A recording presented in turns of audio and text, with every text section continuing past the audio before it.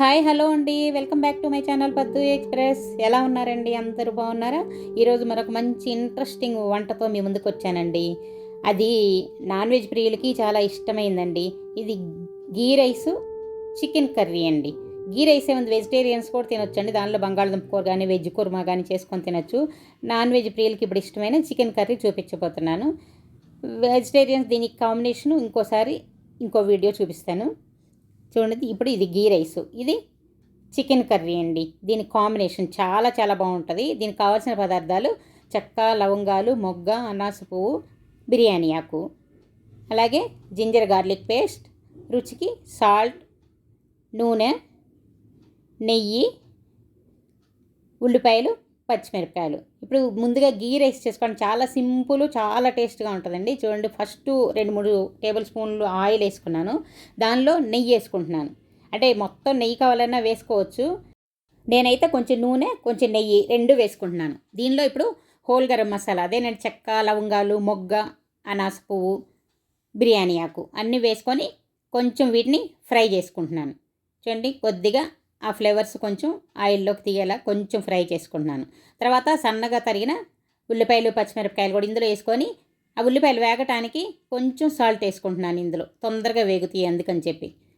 చూడండి, కొంచెం వేసుకున్నాను. ఇప్పుడు నేను ఇది వేగుతూ ఉంటాయి, పక్కన ఒక గిన్నెలో వేడి నీళ్ళు పెట్టుకున్నానండి. నేను రైస్ ఐటెంలో వేడి నీళ్ళు కాసి పోసుకుంటాను. అవి పొడి పొడిగా వస్తే తొందరగా కూడా అవుతుంది అనమాట. ఇదొక చిట్కా.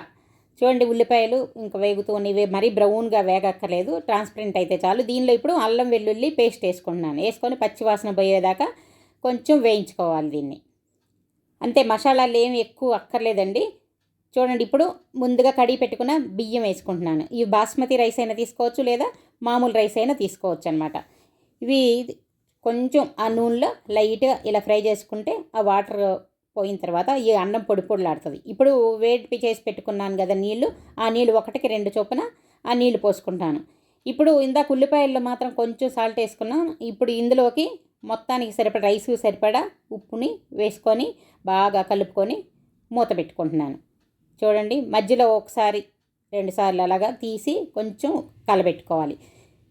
ఒకసారి ఇప్పుడు ముందుగా ఒక 5 నిమిషాలు హైలో పెట్టుకున్నాను అనమాట. ఇప్పుడు కలబెట్టుకున్న తర్వాత మీడియం ఫ్లేమ్లో పెట్టుకున్నాను. చూడండి, చక్కగా ఉడికిపోతూ ఉంది. చూడండి, మరీ ఎక్కువ కదిలిస్తూ ఉండకూడదు. కదిలిస్తుంటే ఇది అన్నం చిదిరిపోద్ది అనమాట, పొడి పొడిగా రాకుండా. చూడండి, ఇప్పుడు మీడియంలో పెట్టుకున్న తర్వాత ఇంకా నీళ్ళన్నీ బాగా తగ్గిపోయినాయి కదా. చివరిగా కొద్దిసేపు సిమ్లో పెట్టుకోవాలి. ఒక 5 నిమిషాలు సిమ్లో పెట్టుకుంటే ఇంకేముందండి, చాలా టేస్టీగా ఉండే గీ రైస్ రెడీ అయిపోతుంది. ఉట్టన్నం కూడా చాలా టేస్ట్గా ఉంటుందండి. దీనిలోకి వెజ్ వాళ్ళు ఇది ఇలా రైస్ చేసుకొని ఏదైనా వెజ్ కుర్మా కానీ బంగాళదుంప కుర్మా కానీ చేసుకుంటే చాలా చాలా బాగుంటుంది అనమాట. దీనిలోకి ఇప్పుడు నేను కాంబినేషన్గా నాన్ వెజ్ కుర్మా అంటే చికెన్ కుర్మా చూపిస్తున్నాను. చూడండి, గీ రైస్ ఎంత బాగుందో కదా. చికెను 1 కేజీ తీసుకున్నాను. దీనిలోకి కావాల్సినవి చెక్క, లవంగాలు, యాలకులు, అలాగే ఉల్లిపాయలు, పచ్చిమిరపకాయలు, రుచికి ఉప్పు, పసుపు, కారం, అలాగే అల్లం వెల్లుల్లి ముక్కలు తీసుకున్నాను. అలాగే కొంచెం కొబ్బరి, కొత్తిమీర, టమాటా ముక్కలు. ఇప్పుడు స్టవ్ మీద ఒక ప్యాన్ పెట్టుకున్నాను. ఏఎంసీ ఉంది కదండి, అది పెట్టుకున్నాను. దీనిలో అయితే ఆయిల్ వేయకుండానే చేసుకోవచ్చు నాన్ వెజ్ అస్సలు. చూసారా, ఇది కొంచెం వేడెక్కిన తర్వాత దీనిలో ఇప్పుడు తరిగి పెట్టుకున్న ఉల్లిపాయలు, పచ్చిమిరపకాయలు వేసుకొని ఇవి వేగటానికి కొంచెం సాల్ట్ వేసుకుంటున్నాను. వేసుకొని ఒక్కసారి వాటిని బాగా కలిసేలా కలుపుకొని మూత పెట్టేసుకుంటున్నాను. చూడండి, మూత పెట్టుకుంటే చక్కగా మగ్గిపోయినాయి. చూసారా, ట్రాన్స్పరెంట్ అయిపోయినాయి. ఇప్పుడు దీనిలో ముందుగా కడిగి రెడీ చేసి పెట్టుకున్న చికెన్ ఇందులో వేసుకుంటున్నాను. చూడండి, చికెన్ మొత్తాన్ని వేసుకొని చూసారా, నూనె ఏమి లేకుండానే ముందు ఉల్లిపాయ ముక్కలు వేసాను, తర్వాత అందులో చికెన్ వేసాను. తర్వాత దీనిలో ఒరిజినల్ ఆయిల్స్ ఉంటాయి కదండి, అదే పైకి తేలుతుంది అనమాట. ఇంకా మనం ఎక్స్ట్రా ఆయిల్ వెయ్యక్కర్లేదు. చూసారా, దీనిలో ఇప్పుడు రుచి తగినట్లుగా ఉప్పు, పసుపు, అలాగే కారం ఇవి మన టేస్ట్కి తగ్గట్లు వేసుకోవాలి. కొంచెం నాన్ వెజ్ అంటే కొంచెం ఎక్కువే వేసుకుంటాం కదా, మనకి స్పైసీగా ఉంటేనే ఇష్టం అవుతుంది కదా. చూడండి, ఇవన్నీ వేసుకొని ఇవన్నీ ముక్కలకు పట్టేలాగా బాగా కలుపుకోవాలన్నమాట. చూడండి, అన్నీ కలుపుకొని కొద్దిసేపు మూత పెట్టి మగ్గనివ్వాలి. ఈ లోపుగా దీనికి కావాల్సిన మసాలా రెడీ చేసుకుందాం చూడండి. చూసారా, మళ్ళీ ఒక్కసారి కలబెట్టేసి మళ్ళీ మూత పెట్టేశాను.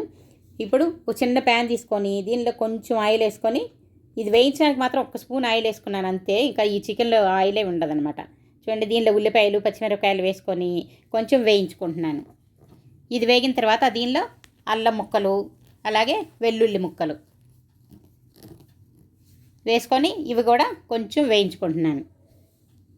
అసలు నాన్ వెజ్లో వాటిలోని ఒరిజినల్ ఆయిల్స్ ఉంటాయండి, మనం ఆయిల్ వేయాల్సిన అవసరం ఉండదు.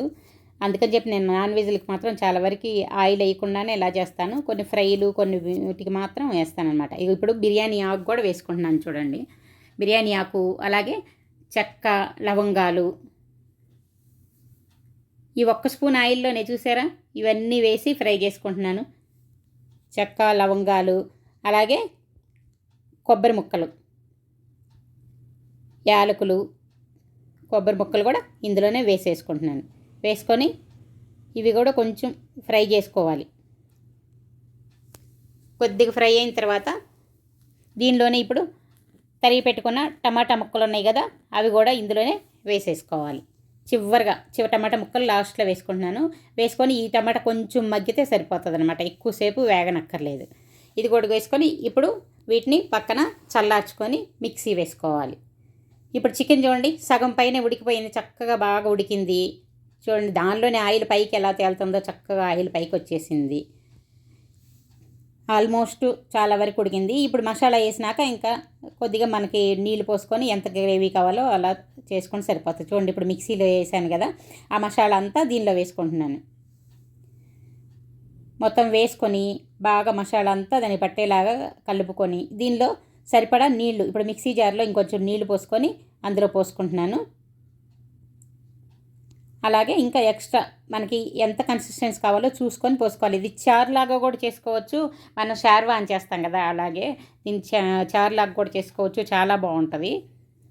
రాగి ముద్దలు వాటిలోకి అలా తినడానికి బాగుంటుంది అనమాట.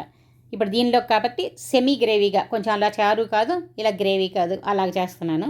చూడండి, బాగా కలుపుకొని మసాలా అంతా కలిసేలాగా బాగా కలుపుకొని చక్కగా ఇంకొద్దిసేపు ఉడికితే సరిపోతుంది. ఇంకా ఎక్కువసేపు ఆల్మోస్ట్ చాలా వరకు ఉడికిపోయింది, ఇంకొంచెం ఉడికితే సరిపోతుంది అనమాట. బాగా కలుపుకొని కొద్దిసేపు మూత పెట్టి ఉడికించుకోవాలి. చూసారా, చాలా ఫాస్ట్గా అయిపోతుందండి. ఒకవైపు రైస్ రెడీ అయిపోతూ ఉంటే ఒకవైపు ఇది రెడీ అయిపోతుంది. చూసారా, మూత పెట్టి కొద్దిసేపు ఉడికించేసుకుంటే అంతేనండి. ఈ చిక్కదనం మనకు ఎలా కావాలో అలా చూసుకొని చివరిగా కొంచెం కొత్తిమీర వేసుకుంటే ఇంకంతే, ఎంతో టేస్టీగా ఉండే చికెన్ గ్రేవీ కర్రీ చాలా చాలా బాగుంటుందండి. తప్పకుండా మీరు కూడా ట్రై చేయండి. ఈ కాంబినేషన్ మాత్రం సూపర్ అండి, అదిరిపోద్ది. మీరు ఒక్కసారి చేసుకొని చూడండి, చాలా బాగుంటుంది. ఇది మీరు చేసుకొని తిని ఎలా ఉందో నాకు కామెంట్ సెక్షన్లో కామెంట్స్ పెట్టండి. అలాగే ఈ వీడియో మీకు కనుక నచ్చినట్లయితే ముందుగా లైక్ చేయండి, మీ ఫ్రెండ్స్కి బంధువులకి షేర్ చేయండి. అలాగే ఇంకా సబ్స్క్రైబ్ చేసుకొని వాళ్ళు ఉంటే త్వరగా సబ్స్క్రైబ్ చేసుకోండి. ఇలాంటి మంచి మంచి వీడియోలన్నీ మీరు చూడవచ్చు. మళ్ళీ ఇంకో వీడియోతో మీ ముందుకు వస్తాను. Bye bye.